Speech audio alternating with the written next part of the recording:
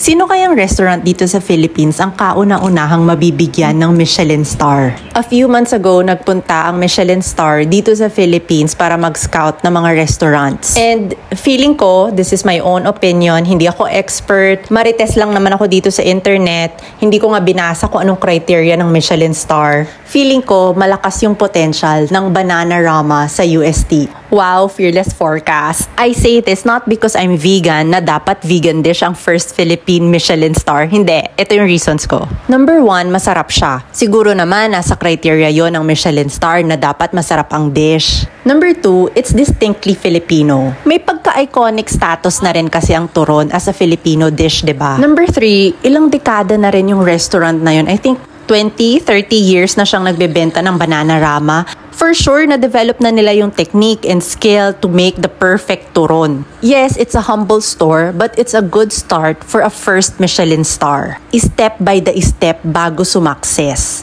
Yung mga Michelin stars din naman ng Hong Kong, Thailand, Singapore, they're also hawkers. Hindi naman sila fine dining restaurant. I think Manila and Cebu ang pinuntahan ng Michelin Guide. In fairness, marami rin culinary treasures ang Binondo and Mandaue.